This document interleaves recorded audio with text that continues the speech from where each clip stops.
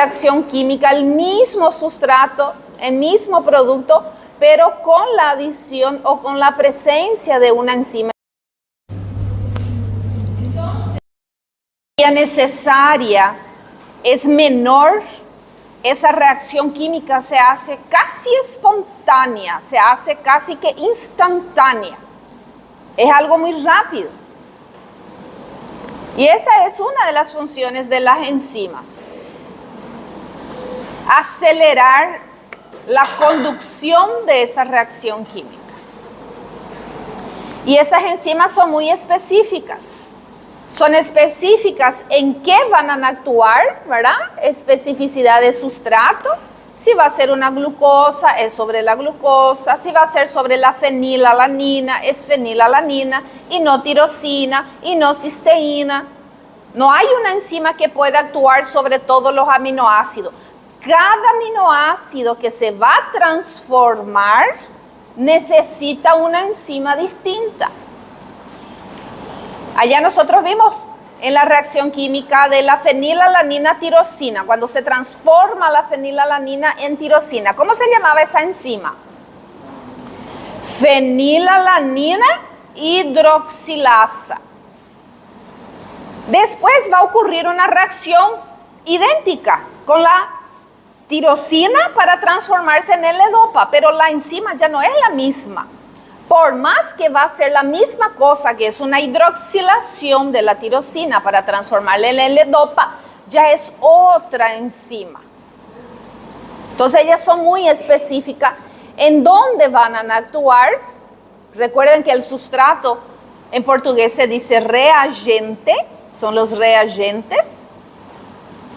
Y la acción es lo que ella va a hacer. ¿Qué es lo que ella va a hacer? ¿Va a ser oxidorreducción?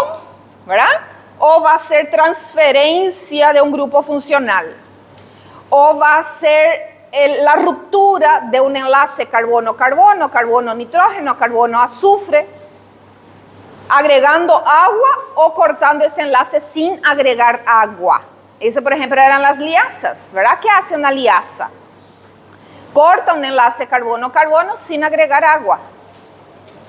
Y una hidrolasa, ¿qué hace? Corta enlace carbono-carbono, pero agregando agua. Utiliza el agua como cofactor.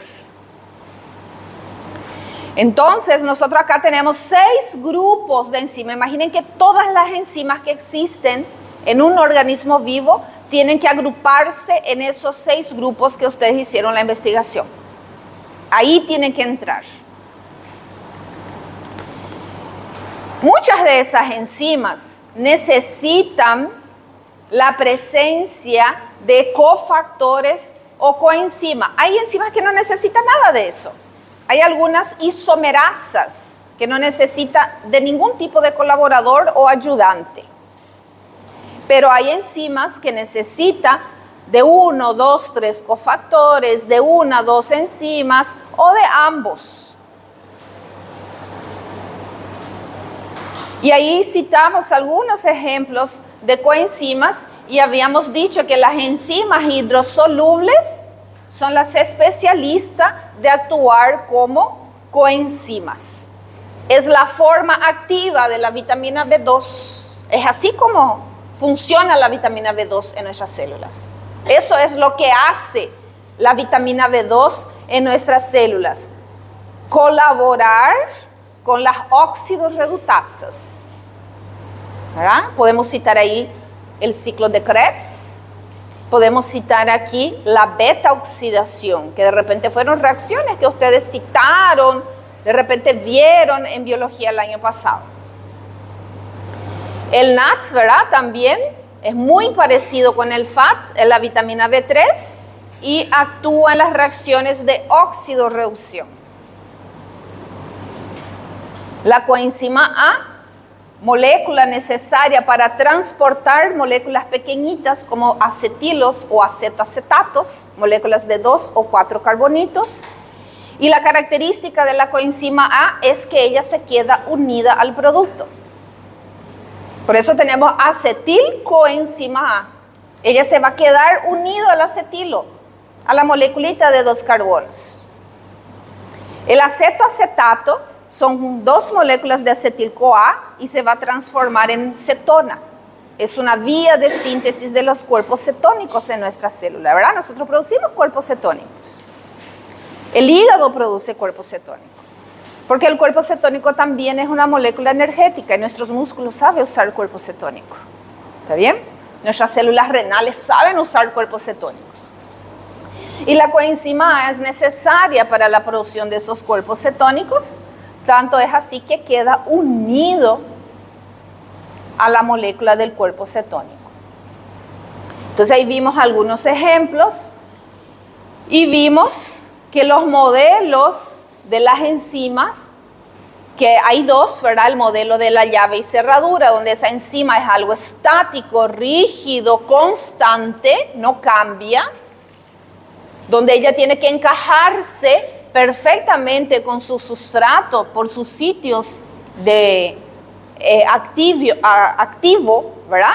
Donde era una pequeña secuencia de aminoácidos que va a formar puentes de hidrógeno con su sustrato. Y el modelo del ajuste inducido, donde sí ella cambia de forma, ella se ajusta a su sustrato. Y muchas veces para hacer ese cambio conformacional es donde ella necesita de sus cofactores. Muchos cofactores como el cobalto, como el cobre, ellos propician esto, el cambio conformacional de la proteína. ¿Sí? Entonces ahí veíamos un ejemplo, ¿verdad? El modelo de la llave cerradura y el modelito del ajuste inducido, donde esa moleculita sí va a tener un movimiento, va a tener un cambio.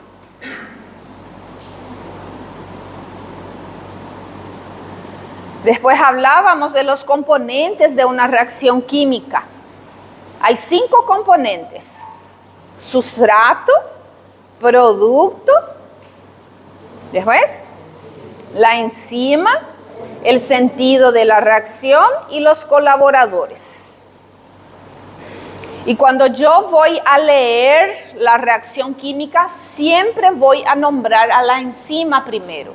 Por acción de la hexoquinasa, la glucosa se transforma en glucosa 6-fosfato en una reacción irreversible con la ayuda del ATP y magnesio, donde el ATP actuó como coenzima y el magnesio actuó como cofactor. Bien. Habíamos practicado otra vez, ¿verdad? La lectura de cada una de estas reacciones químicas. Acá yo tengo a la L-tirosina, nuestro aminoácido L-tirosina, que se va a transformar en nuestra L-dopa. ¿Sí?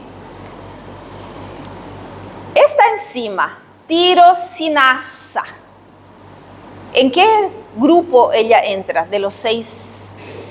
¿Qué hace esa tirosinasa? Vamos a ver qué es lo que ella hace. Ella lo que hace es hidroxilar este anillo bencénico aquí en el carbono 3. Ya había luego aquí uno en el carbono 4. Pero lo que ella hace es aceptar uno de los hidrógenos que la vitamina B9, la biopterina, trae. Tetrahidrobiopterina. Y en presencia del oxígeno molecular se va a formar la hidroxila. Entonces, ¿de qué estoy hablando cuando hablo de hidrógeno y de oxígeno? De óxido, reducción. Para mover los electrones y los átomos de un lado para otro, de un carbono a otro, de una sustancia a otra, hay 2 átomos que con facilidad nuestras enzimas van a hacer ese movimiento: el oxígeno y el hidrógeno. Tanto es así que en ese grupo de las oxidorreductasas entra ahí las catalasas, las peroxidasas, las deshidrogenasas y las oxigenasas. Así ustedes tienen anotado ahí, ¿verdad? Deshidrogenasa, catalasa, peroxidasas, oxigenasas. Son los 4 grupos de enzimas que participan en esas reacciones de óxido-reducción. ¿Qué es lo que ellas hacen? Transfieren de una sustancia el oxígeno o el hidrógeno o ambos de un compuesto a otro.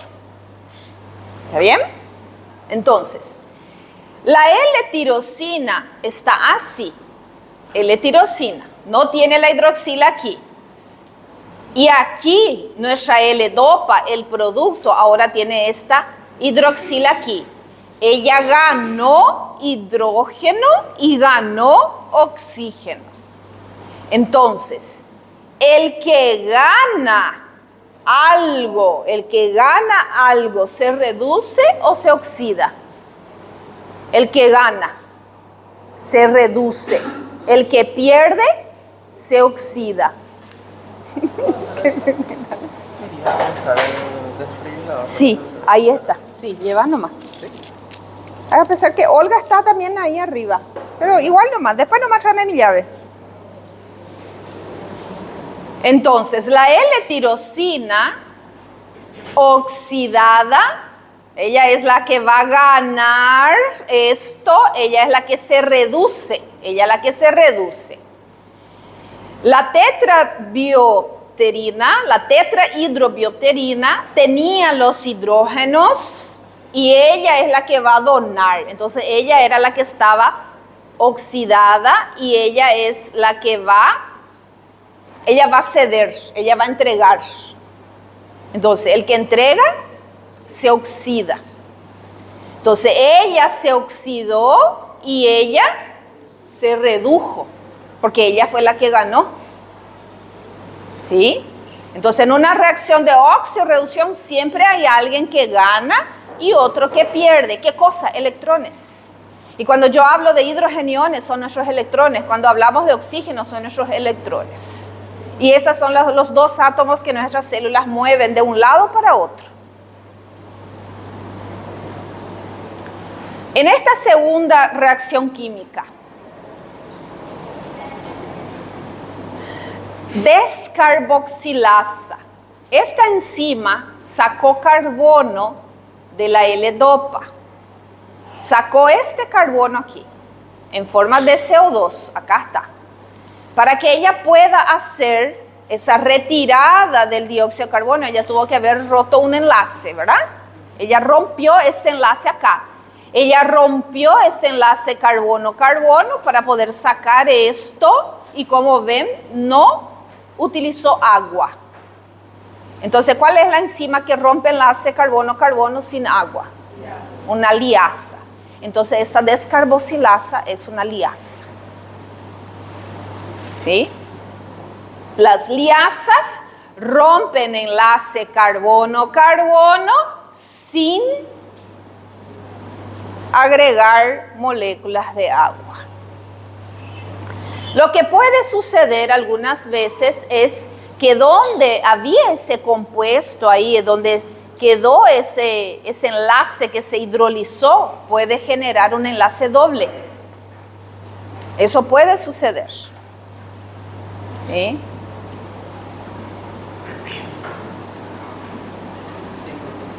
Aquí. Vos tenés a la dopamina, que es este compuesto, que ahora se va a transformar en este otro compuesto. Una vez más hubo aquí una hidroxilación. Una vez más esta enzima sacó un hidrógeno de la vitamina C, del ascorbato, porque eso es lo que ella tiene hidrógenos, ¿sí? Para donar, o ese hidrógeno acepta el oxígeno, que aquí es considerado un radical libre.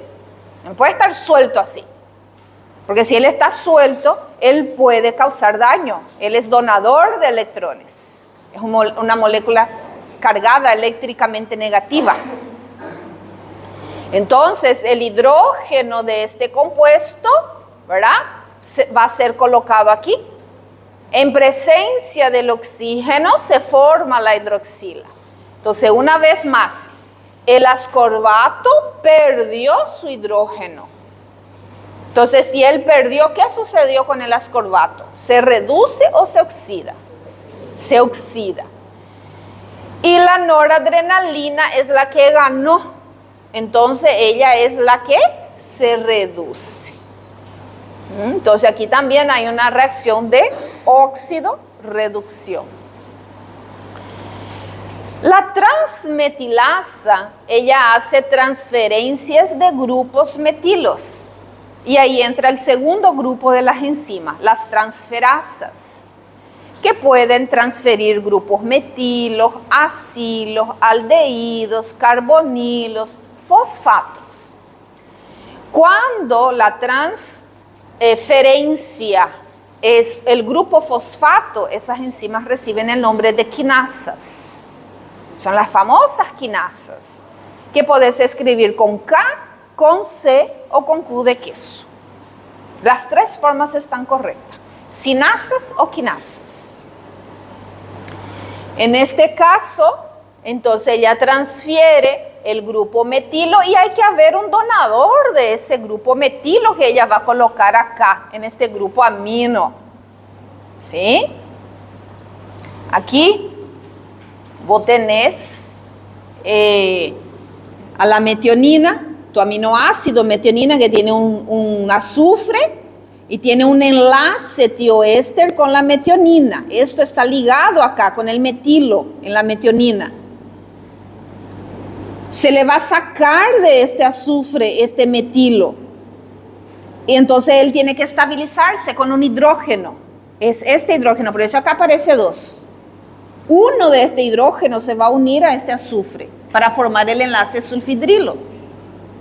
Y ahí él se va a transformar en la cisteína. Por eso una de las funciones de la metionina es ser precursora de la cisteína. ¿Sí? Entonces, esta enzima entra en el segundo grupo de las enzimas que se llaman transferasas. Transferencias de grupos funcionales. Después hablábamos un poquito de las inhibiciones. No sé si llegamos acá. Acá parece que nos quedamos, ¿verdad? ¿Qué es lo que era un inhibidor? ¿Una molécula orgánica o inorgánica que va a inhibir, va a impedir la acción enzimática? Y puede ser de 2 formas básicamente. Hay más tipos de inhibidores, pero básicamente hay 2. El inhibidor competitivo y no competitivo. El inhibidor competitivo es aquel que va a unirse en el centro activo de la enzima y va a permanecer ahí. 1 hora, 2 horas, 6 horas, 12 horas, un día, 24 horas. Va a depender de la naturaleza química de este inhibidor. Incluso puede ser que quede ahí para siempre. ¿Cómo se llamaba ese inhibidor? Irreversible. En una inhibición irreversible, el inhibidor se une a la enzima y queda ahí, eliminando cualquier posibilidad de que esta enzima se pueda recuperar. Muchos venenos actúan de esa manera y por eso matan al paciente tan rápido, porque bloquea totalmente el metabolismo celular. Entonces, neutraliza la acción de la enzima un inhibidor irreversible. Ya el inhibidor no competitivo, ese inhibidor, él no se va a unir al sitio activo, se une en otra porción, pero hace una modificación estructural en su conformación. Hace un cambio en el sitio activo. Entonces, si ese sitio activo cambió, ya no es capaz de reconocer su sustrato. Perdió su especificidad. Pero una característica es que cuando la enzima está unida a su sustrato, ella es incapaz de actuar. ¿Sí? Y ella también puede ser un inhibidor reversible o irreversible.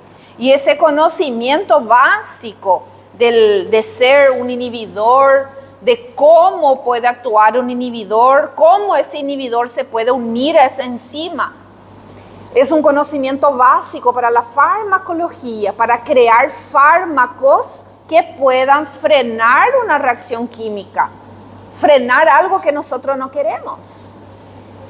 Como por ejemplo los inhibidores de la bomba de protones, que es el famoso omeprazol. Los inhibidores de las ciclooxigenasas, que son los AINES. Todos tienen el mismo principio químico. Actuar sobre una enzima, inhibiendo una enzima.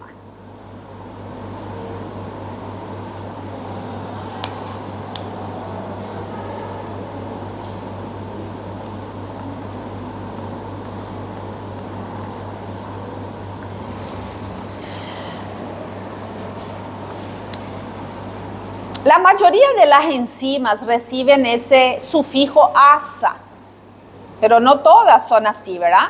Las proteasa, hidrolasa, deshidrogenasa pueden ser algunos ejemplos, pero no todas terminan en asa.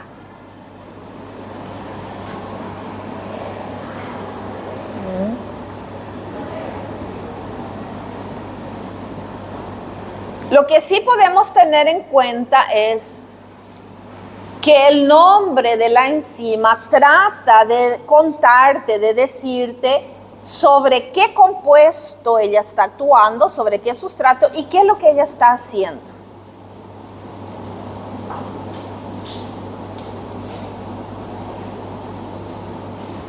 Entonces vamos a ver aquí un ejemplo.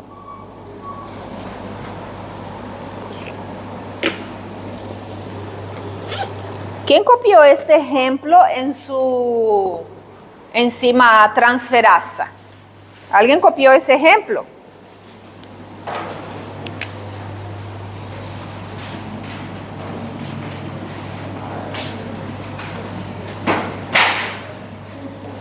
Aquí hay dos ejemplos de transferasa, que es nuestra enzima hepática.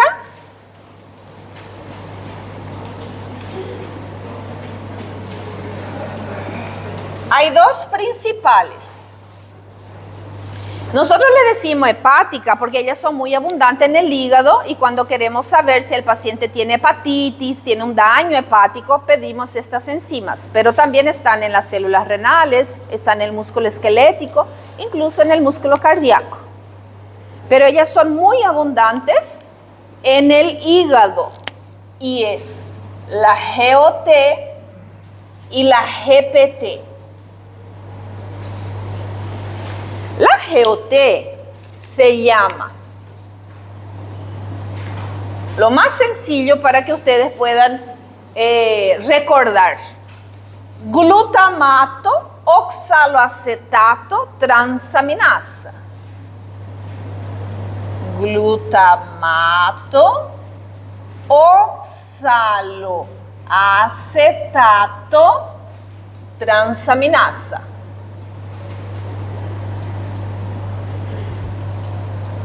Esta otra aquí, P de piruvato.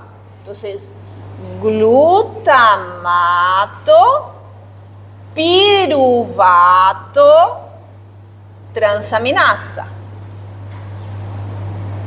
Mira cómo el piruvato, producto de la glucólisis, va a participar en el metabolismo de los aminoácidos en el hígado y en el músculo. Por eso yo dije la vez pasada, el piruvato es para muchas cosas. No es solo para producción de lactato o acetil-CoA. Acá el piruvato está actuando junto con estas enzimas en el metabolismo de los aminoácidos. Bueno.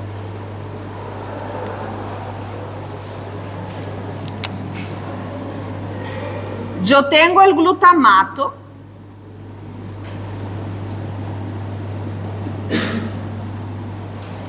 Y este glutamato es mi aminoácido 1. Entonces vamos a ponerle aquí un grupo amino para recordar que él es el aminoácido. Este glutamato está sobrando ahora, hay que metabolizarlo. Él no se puede acumular en la célula. Hay que transformarlo y usar su esqueleto carbonado.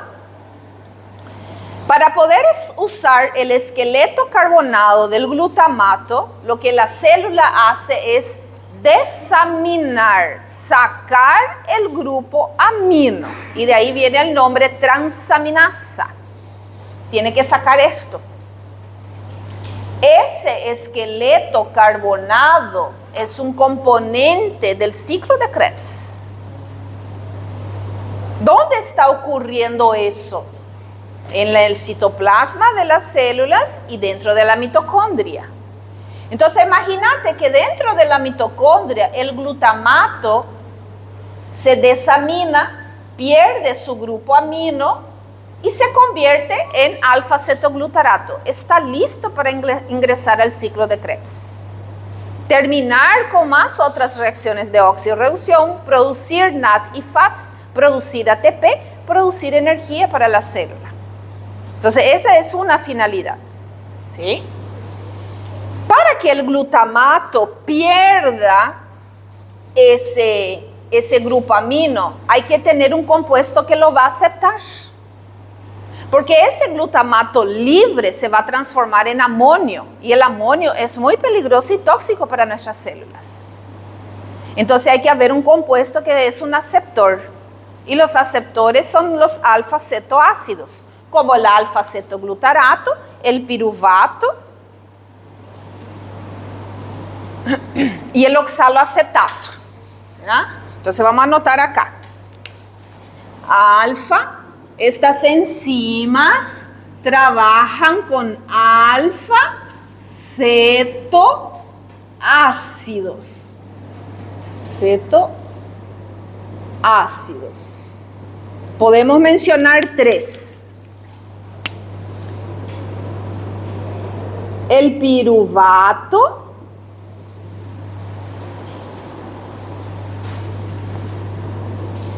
El alfa-cetoglutarato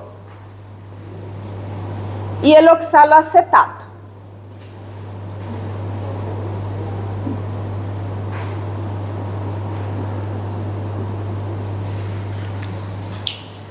Son componentes que provienen del metabolismo de la molécula orgánica, de nuestras moléculas orgánicas, y que tienen que estar disponibles ahí en todo momento para esas enzimas. Entonces la enzima lo que va a hacer es pasar el grupo amino para uno de estos compuestos aceptores. Si la enzima es glutamato, piruvato, transaminasa, ¿quién de estos 3 va a ser el alfa-cetoácido aceptor? El piruvato. Entonces el piruvato, que ustedes ya saben su estructura molecular porque yo ya le grafiqué la clase pasada, y le conté que era un grupo carboxilo, un grupo carbonilo y un grupo metilo. Allá está el piruvato, mira. Hermoso, lindo está ahí. Chulina, sí lo le tienen que hablar todo, porque si no, no le va a entrar en la cabeza. Chulina, mi piruvato. El piruvato es el alfa-cetoácido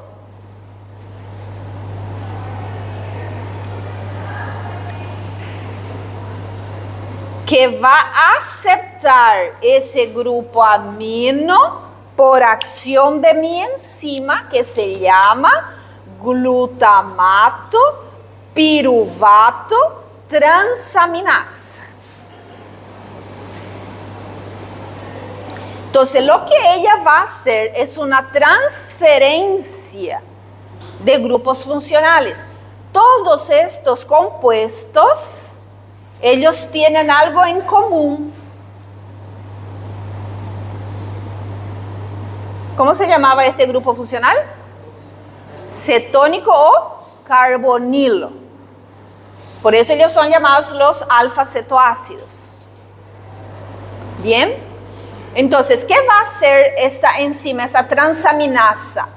Vamos a poner aquí que este alfa-cetoglutarato tiene el grupo carbonilo, así. La enzima va a hacer una transferencia. Este va a venir aquí y este va a irse allá.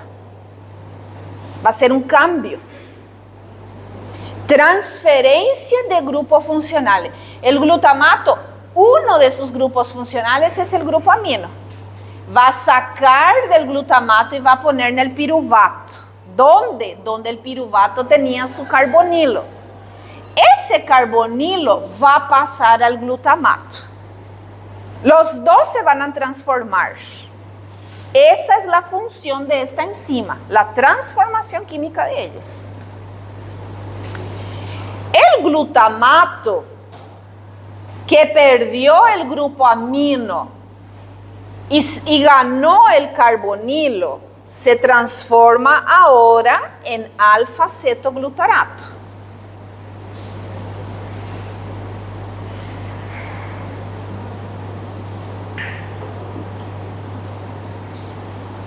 El piruvato que ganó el grupo amino ahora se transformó en alanina, en un aminoácido.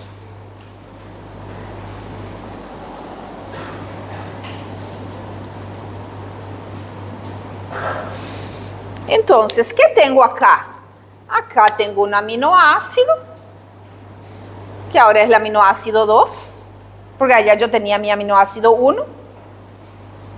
Y acá yo tengo mi alfa-cetoglutarato, mi alfa-cetoácido, ¿verdad? Que va a ser el 2. Y este era el 1.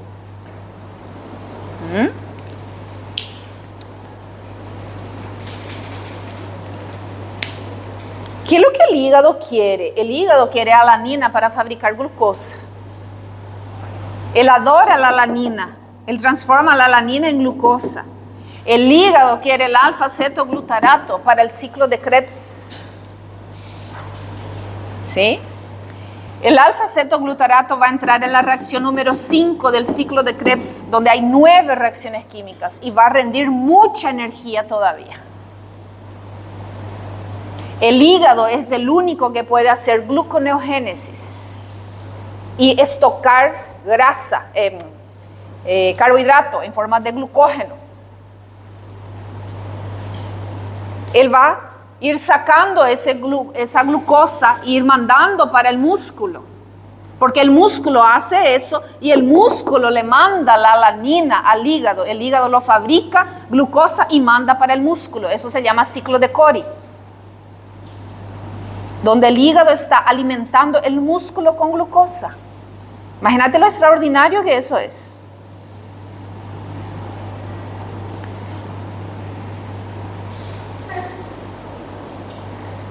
Esa enzima también se llama ALT. El otro nombre de esta enzima es ALT. Alanino, amino, transferasa.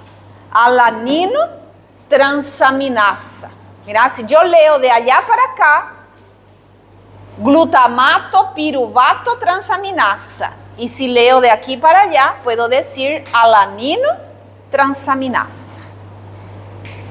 La alanino es la que tiene el grupo amino. ¿Qué pasa de este lado para allá? Ella es la que tiene el grupo amino. Y el alfa-cetoácido, ¿qué tiene? El carbonilo. Cambiamos. Este viene acá, el alfa-cetoglutarato. Cuando gana grupo amino, ¿en qué se transforma? En glutamato. Allá está el glutamato. La alanino, cuando pierde el grupo amino y gana carbonilo, ¿en qué se transforma? En piruvato. Entonces ellos están haciendo un canje, un cambio, dependiendo de la condición fisiológica que se requiere en este momento. ¿Sí? Hay mucha alanina ahora. Y la célula quiere fabricar glutamina. Pero para poder fabricar la glutamina, primero hay que fabricar el glutamato. Entonces es esta reacción. A partir de la alanina donadora de grupo amino que pasa en un cetoalfa, cetoácido aceptor, se va a transformar en glutamato. El glutamato va a aceptar otro grupo amino y se va a transformar en glutamina. ¿Cuál fue el ejemplo de la sintetasa que ustedes pusieron ahí?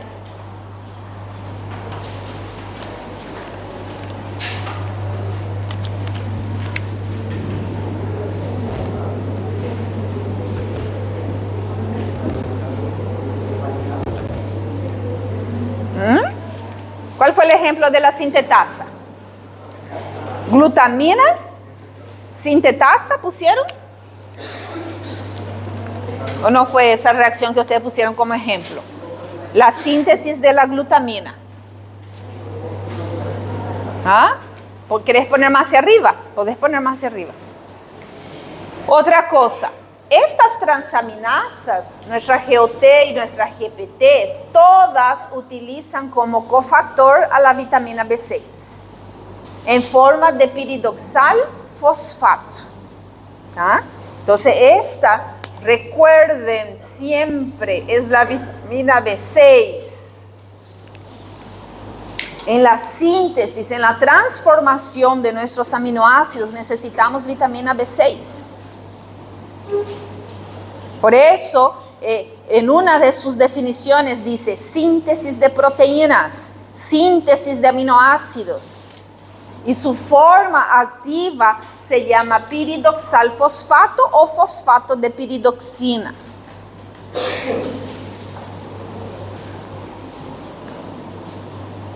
Entonces, mirando acá, ¿verdad? Tengo mi ALT, alanina transaminasa o transferasa, aminotransferasa. La verdad que ellos tienen 3 nombres. Yo puedo decir alanino, aminotransferasa, alaninotransferasa, alaninotransaminasa. 3 nombres tiene. Ese es el problema de la nomenclatura química, ¿verdad? Entonces yo tengo aquí la alanina, es mi aminoácido, que va a perder el grupo amino.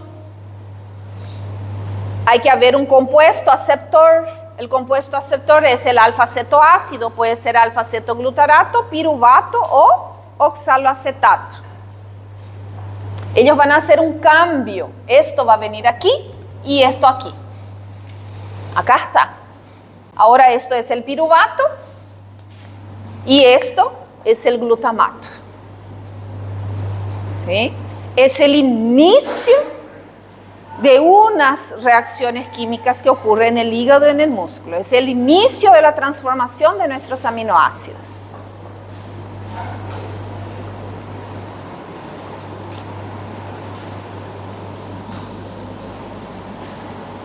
Otro ejemplo de la transferasa, de otra transferasa.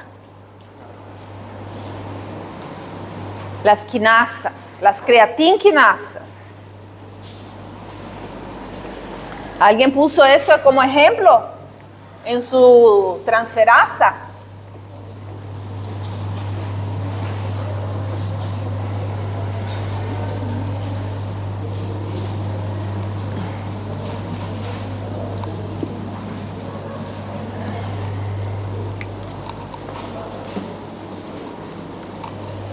Entonces yo tengo a la creatina,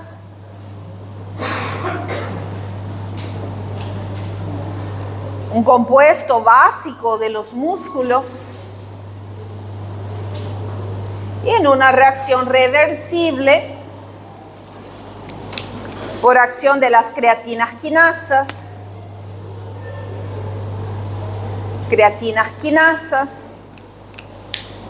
ella se transforma en creatina fosfoquinasa o fosfocreatina, ¿verdad?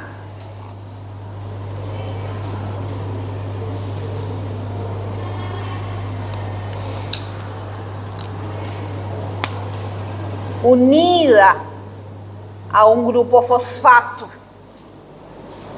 La creatina se va a transformar en un reservorio de grupo fosfato.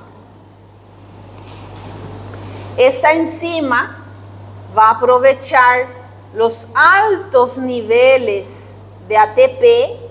Hay mucha energía ahora. ¿Por qué? Porque entró recién glucosa, entró ácidos grasos, hubo lipólisis, el paciente recién comió, hubo estimulación hormonal y hubo lipólisis, sacó lípidos de la reserva y se está fabricando mucho ATP. Ahora hay muchos niveles energéticos, hay que aprovechar eso y esta enzima sabe aprovechar esta creatinquinasa. Ella va a desfosforilar el ATP que va a quedar en forma de ADP. Y ese enlace energético 1, ¿verdad? Porque el ATP tiene 2. Entonces, el ATP, cuando pierde 1, se transforma en ADP. Pero él también puede perder 2. Y quedar en forma de AMP. ¿Sí? Entonces, ahí cuando él pierde 2 enlaces energéticos, así, se llama pirofosfato. Pirofosfato. Y aquí se llama fosfato. Y cuando hay 2, ¿podía existir otro aquí? Sí. Entonces él ya se iba a llamar creatina pirofosfato. Y va a haber reacciones así que vamos a encontrar, que vamos a ver. ¿Sí? Entonces ese ATP va a quedar en forma de AMP. Como perdió 1 solo, va a quedar en forma de ADP.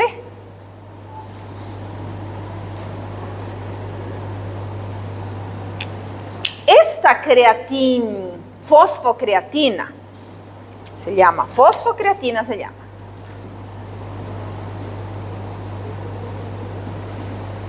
Nosotros podemos guardar en la célula, se puede guardar eso por varios días. Esto vos no podés guardar, ¿sí? Entonces, empieza a bajar los niveles energéticos de la célula. Ya se usó todo el ATP que había disponible y ahora hay muchísimo ADP. Eso es una señal para esa enzima para que ella haga lo contrario. Entonces, ¿qué ella va a hacer? Va a sacar el grupo fosfato que ella misma puso acá, que ella guardó en la creatina, va a sacar, va a poner aquí y lo va a transformar en ATP. Energía utilizable para la célula. ¿Sí? Entonces ella va a hacer lo contrario, ¿verdad? Entonces va a ser así. Vos tenés la creatina, la fosfocreatina, en esa misma reacción química, esa creatinquinasa va a volver a sacar ese grupo fosfato y va a poner ahora en el ADP. Va a poner acá para crear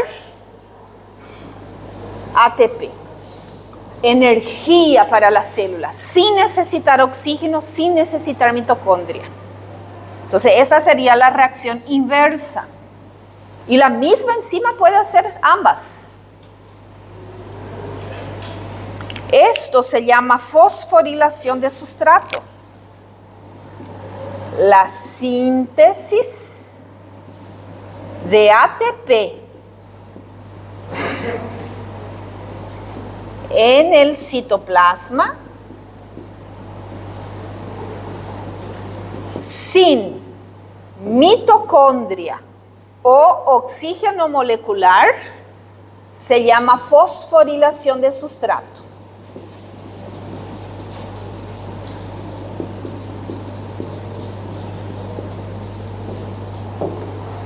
Entonces, eso es algo extraordinario, porque el ATP se sintetiza en la mitocondria y necesita muchas cosas.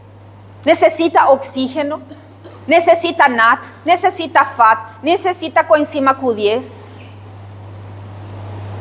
Necesita que esa bomba ATP sintasa esté funcionando. Todo todo para poder fabricar ATP. Y esa enzima solita, ahí en el citoplasma, sin mitocondrias, sin oxígeno, consigue hacer lo mismo. Y eso se llama fosforilación de sustrato. Y lo que hace la bomba ATP sintasa dentro de la mitocondria se llama fosforilación oxidativa. Porque una de sus condiciones es que haya suficiente oxígeno. Fosforilación oxidativa. Entonces, ella es considerada una transferasa. Recuerdan, las quinasas son las que hacen transferencia de grupos fosfatos. El ATP es la coenzima donadora del grupo fosfato para esa enzima que va a poner en la creatina y va a obtener como producto la fosfocreatina.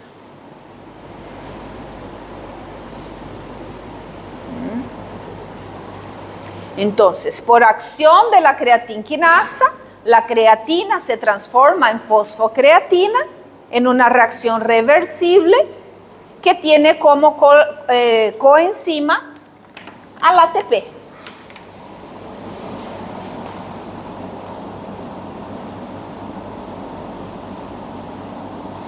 Se ha encontrado 3 isoformas de esa enzima. Una creatinquinasa muy abundante en el músculo esquelético. Se la nombró CKMM. Una creatinquinasa muy abundante en el músculo cardíaco y se la nombró MB.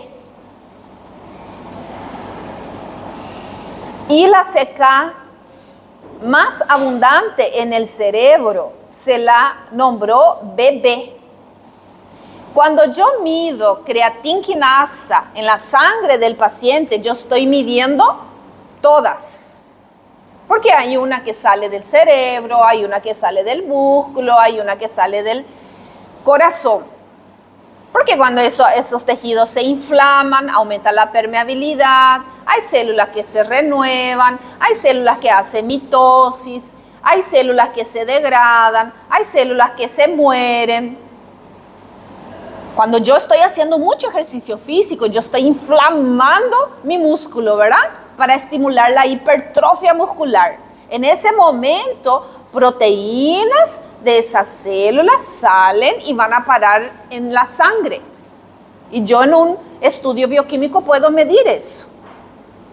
Y esas enzimas se suelen medir como marcadoras de daño tisular. Si yo desconfío que mi paciente está infartando, entre las 3, ¿cuál es lo que me va a ser útil? La MD. ¿Puedo medir solo la CKMB? Sí. ¿Puedo medir? Hay un examen que es solo la CKMB. Si un pacientito llegó con una sospecha de una ACV, ¿cuál es la que me va a servir? La BB. Si hubo un pacientito, por ejemplo, en el parto, un bebé pasó de la hora de nacer, o tuvo ahí el cordón umbilical liado por el cuello y el parto fue muy dificultoso. Pobrecita, esa madre estuvo ahí 3 días en trabajo de parto. ¿Verdad que ese bebé puede tener secuelas? Porque pudo haber faltado oxígeno para ese bebé y pudo haber muerte de neuronas. ¿Cuál es el examen que me va a servir para eso? El CK-BB. Porque si aumenta ese valor en la sangre, quiere decir que hubo mayor destrucción de esas células neuronales. Si hay aumento de la CKMB, me simboliza mayor lesión del músculo cardíaco.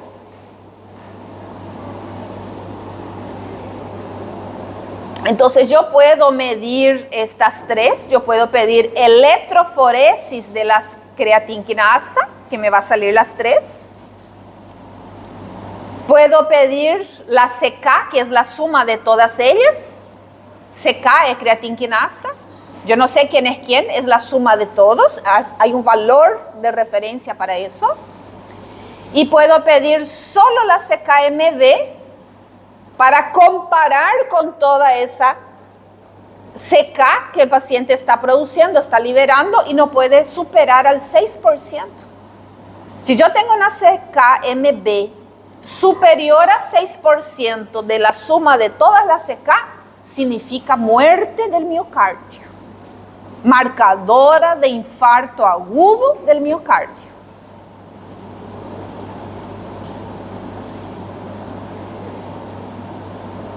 Entonces, algunas enzimas son bastante utilizadas como marcadora de daño. Nuestra GPT, nuestra glutamato piruvato transaminasa. Ella es una enzima que tiene que estar ahí adentro del hígado, adentro del hepatocito haciendo su trabajo. Su valor de referencia tiene que ser menor a 50 unidades internacionales por cada litro de sangre. Y si yo pido las enzimas hepáticas para mi paciente y viene 200, imagínate, hasta 50 nomás era, normal es 10, 8, 12, 20, 30. Y mi paciente apareció con 200. Significa daño del hepatocito. Injuria tisular.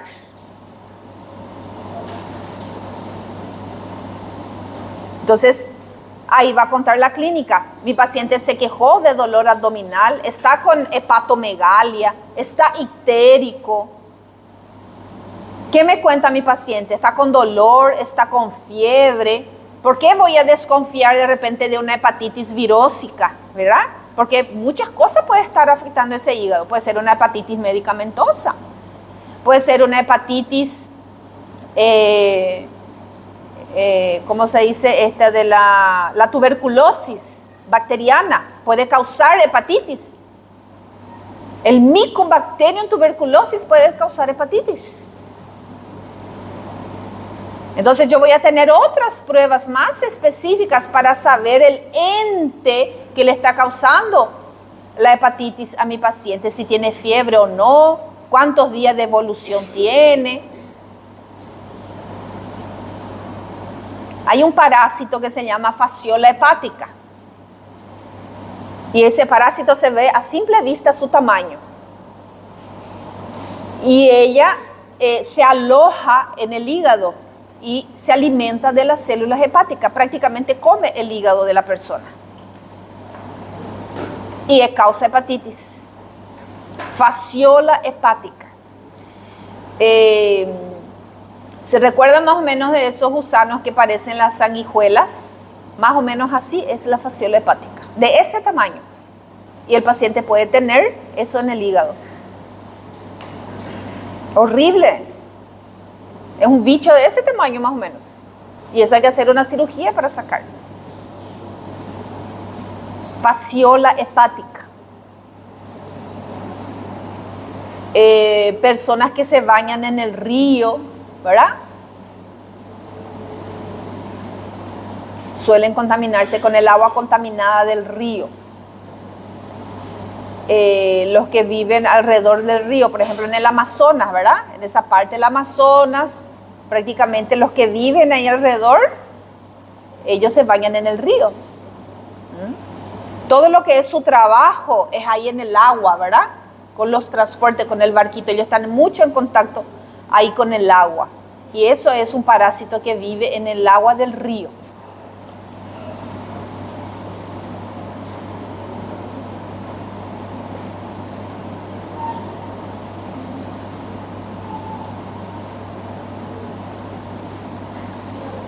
La clase pasada veíamos la lactato deshidrogenasa. Recuerden que las deshidrogenasas son oxidorreductasas y veíamos cómo este piruvato se reducía al lactato. ¿Por qué el piruvato se reduce? ¿Cómo yo consigo ver? Si yo le pongo aquí este esquema en la reacción y le pregunto, ¿cuál es el compuesto que se reduce? ¿Quién es el compuesto que ganó cosa? ¿Ganó hidrógeno o ganó oxígeno? El lactato, ¿verdad? El carbono, y aquí el lactato ganó. Entonces el lactato está reducido, ¿verdad? ¿Quién se reduce? Nuestro piruvato se reduce y queda en forma de lactato. ¿Y quién perdió entonces? El NAT reducido. El NAT reducido, mira cómo él está con los hidrogeniones. Ahora él se quedó en su forma oxidada.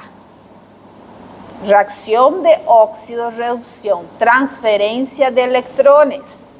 Y la manera más sencilla de transferir electrones en nuestras moléculas es transferir hidrogeniones y oxígeno.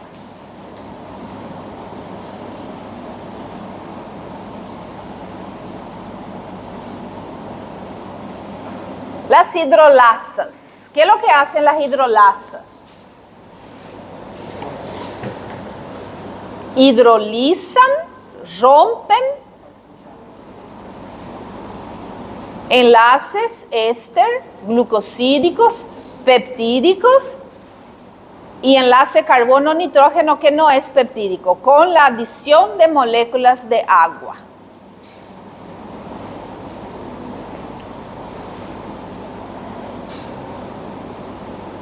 Todas nuestras enzimas digestivas son hidrolasas. La amilasa, las lipasas, la lactasa, la sacarasa,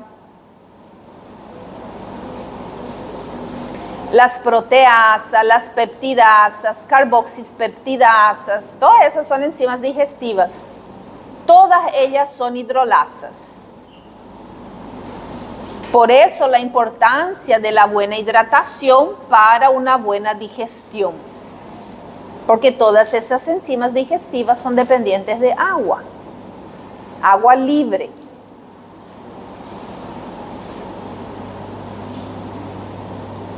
Las liasas son muy parecidas a ella, solo que ellas no actúan con el agua.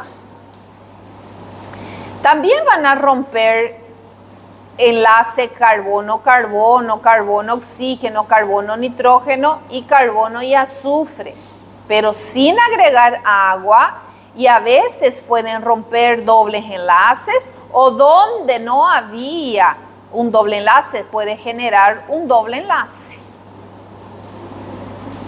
Adición a los dobles enlaces, ¿verdad? Entonces rompió un doble enlace y aquí agregó otra cosa. ¿Cuál fue el ejemplo que ustedes pusieron de las liasas? ¿Qué ejemplo ustedes pusieron?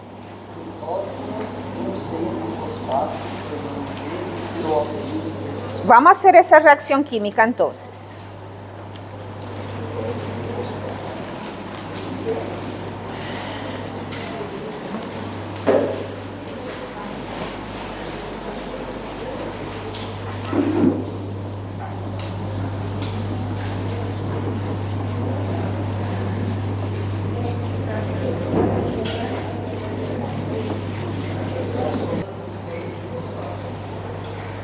Fructosa 1,6-bifosfato. Fructosa 1,6-bifosfato. 1, 2, 3, 4, 5, 6. Fructosa tiene un grupo carbonilo en el carbono 2, ¿verdad? Entonces aquí me está diciendo que en el carbono 1 hay un grupo fosfato. Y en el carbono 6 hay otro grupo fosfato, ¿verdad? Eso me está diciendo.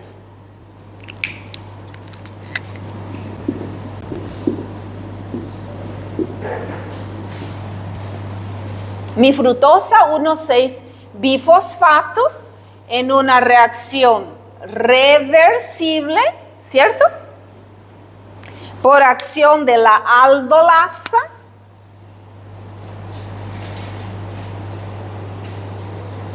Que rompe enlace carbono-carbono 1, 2, 3. Aquí ella va a actuar. Y me va a generar dos compuestos. Uno llamado gliceraldehído 3-fosfato.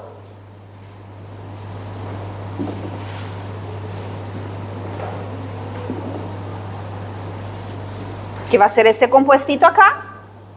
Carbonito 1, 2, 3. Aquí va a haber un grupo carbonilo. Y esto es un aldehído, una triosa, con un grupo fosfato en el carbono 3. Gliceraldehído 3-fosfato. ¿Este quién es? ¿Es un aldehído o una acetona? Una acetona. Una acetona de 3 carbonitos, ¿cómo se llamaba? Dihidroxiacetona. ¿Sí? Y porque ella tiene un grupo fosfato, ¿cómo se va a llamar? Dihidroxiacetona fosfato.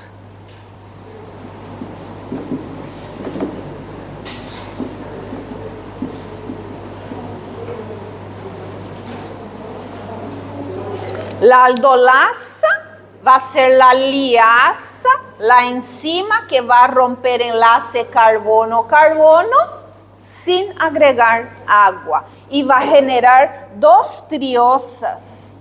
Cada triosa con un grupo fosfato. Este va a ser un aldehído llamado gliceraldehído 3-fosfato. Y el de arriba va a ser una acetona llamada dihidroxiacetona fosfato. Esa es la reacción número 4 de la glucólisis. Solo uno de estos compuestos puede seguir la glucólisis y es el gliceraldehído 3-fosfato. Este es un cuerpo cetónico. Nuestra célula necesita de energía ya ahora, óxido reducción, obtención de 3 NAT. Nuestra célula